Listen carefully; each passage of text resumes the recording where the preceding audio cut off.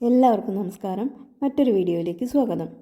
ആർത്തവ സമയത്തോ ചിലപ്പോൾ പീരീഡ് ആകുന്നതിന് മുന്നേ മുതലോ അസഹ്യമായ വയറുവേദന, കാലുകളിലേക്ക് ഇറങ്ങി വരുന്ന നടുവേദന, ഛർദി, ഹെവി ബ്ലീഡിംഗ്, തളർച്ച, പോകെ പോകെ ഓരോ മാസവും വേദനയുടെ കാഠിന്യം കൂടി വരുന്നു.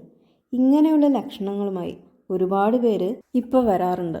പലപ്പോഴും ആദ്യകാലങ്ങളിൽ ഈ വേദനകളും ബുദ്ധിമുട്ടുകളും നിസ്സാരമാക്കി വിട്ടാലും പിന്നീട് പീരീഡ് സമയത്തും അല്ലാത്തപ്പോൾ പോലും വേദന അസഹ്യമായി തീർന്ന് ചികിത്സ തേടി വരുന്നവരാണ് അധികവും. പിന്നീട് പരിശോധനകളും സ്കാനും എല്ലാം നടത്തുമ്പോഴാണ് അത് എൻഡോമെട്രിയോസിസ് എന്ന ഡയഗ്നോസിസിലേക്ക് പോകുന്നത്.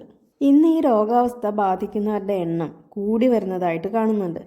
ഇത് ബാധിക്കുന്നവരിൽ 40% പേരിലും വന്ധ്യതയ്ക്ക് കാരണമായി കാണാറുണ്ട്. അപ്പോൾ എന്താണ് എൻഡോമെട്രിയോസിസ്? നമ്മുടെ ഗർഭാശയത്തിന് 3 ലെയേഴ്സ് ഉണ്ട്. അതിൻ്റെ ഏറ്റവും ഉള്ളിലെ ലൈനിങ് ആണ് എൻഡോമെട്രിയം. ഓരോ മാസവും ഈ എൻഡോമെട്രിയൽ ലെയർ കട്ടി കൂടി വരുന്നു.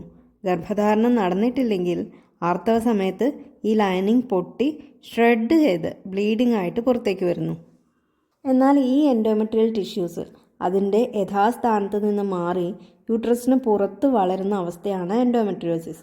പ്രധാനമായും യൂട്രസിന് ഇരുവശവുമുള്ള ഫലോപ്പിയൻ ട്യൂബ്സ്, അണ്ഡാശയങ്ങൾ, മൂത്രാശയം, മലാശയം തുടങ്ങിയവയിലേക്കൊക്കെ അല്ലെങ്കിൽ മറ്റ് അവയവങ്ങളിലേക്ക് പോലും ഈ എൻഡോമെട്രിയൽ ടിഷ്യൂസ് വ്യാപിക്കാനും യഥാസമയം ചികിത്സ നേടിയില്ലെങ്കിൽ ഇവ വ്യാപിച്ച് പരസ്പരം ഒട്ടിപ്പിടിച്ച അവസ്ഥയിലേക്ക് പോകാനും ഇത് അതികഠിനമായ വേദനയിലേക്ക് നയിക്കാനും സാധ്യത ഏറെയാണ്.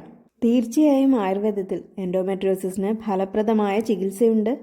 ആർത്തവ സമയത്ത് അമിതമായ വയറുവേദന അനുഭവപ്പെടുന്നുണ്ടെങ്കിൽ യഥാസമയം ഡോക്ടറെ കണ്ട് ശരിയായ ഡയഗ്നോസിസും ചികിത്സയും ഉറപ്പുവരുത്തേണ്ടതാണ്. Thank you for watching.